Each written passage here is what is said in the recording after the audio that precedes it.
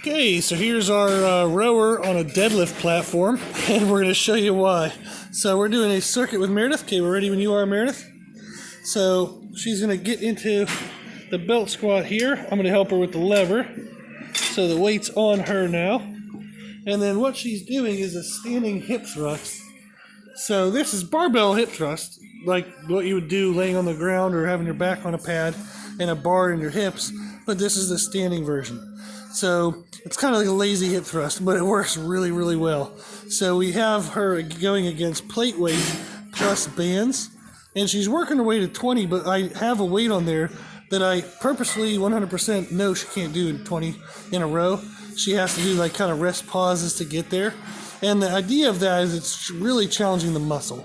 So she's doing really good form, driving the hips forward. You can see the band is pulling a little bit from behind her. That gives her that pressure to squeeze the lower glute right there at the lockout. Plus the band adding tension just at the top increases the glute involvement. So that's our first movement. And I think, did you get all 20? Yeah.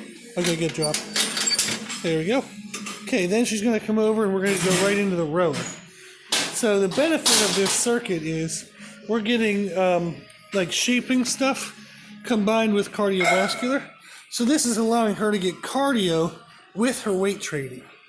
So this is a great way to get the muscle benefits that you want from training, but not sacrifice or miss out on cardio effects, not feel like you're kind of have to pick one goal versus the other. So the idea of this is she's going to do a minute of kind of like a medium pacing, and then she does a minute of sprint work. And the purpose of this is when you do weight training only, so if we were to do like the standing hip thrust, then the next thing we're going to show you is an uneven weighted walking lunge. So if we were to do what would be considered traditional weight training exercises, people often kind of underestimate the cardiovascular benefit of doing weight training with appropriate rest periods. And you can get a pretty good pretty good cardio experience out of that. But if you want more cardio, that's what we can do with this, is we're adding in what would be considered more of a common cardio source in the middle of the circuit.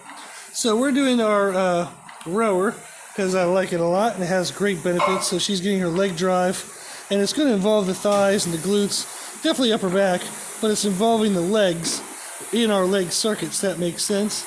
We also have a ski erg, like way over there is our ski erg. So if we were doing an upper body circuit, we could include that. So she's now doing her sprint effort. And the benefit of this, when you combine the weights, the two weighted movements, with the pure kind of cardio thing, is this is going to get us muscle shaping, but also good fat loss, good cardio, heart health, all of that.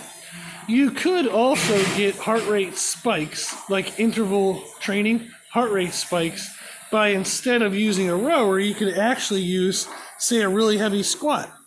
So if she were to do like a 3 to 5 rep max on squats, that's going to make her really out of breath.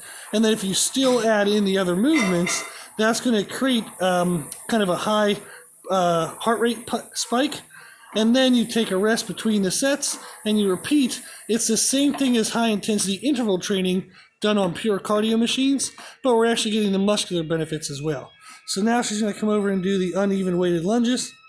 So what we're doing here is, if people think of going on a treadmill or like a StepMill or something like that, and they would think of doing like maybe a minute of a sprint effort, a minute of a medium pace, minute of sprint effort, minute of medium pace. That's a typical like high intensity interval training kind of cardio.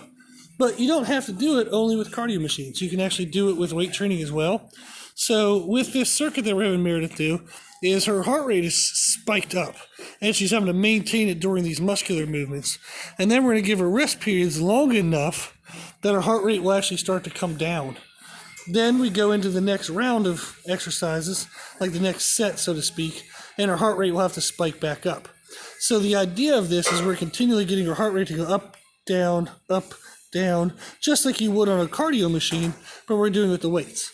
So this is going to allow her to get all the cardiovascular benefits, but she gets all the muscle shaping benefits, and all the other kind of great, wonderful stuff that lifting weights gets us. So including like muscle damage that our body has to put effort into fix and correct, which raises our kind of caloric burn during rest. So we can actually eat more food and actually be leaner. So all of these things are intended to get us wonderful, great benefits. So this is an example of a circuit, and then I'll share also the podcast that kind of explains this concept as well. Okay.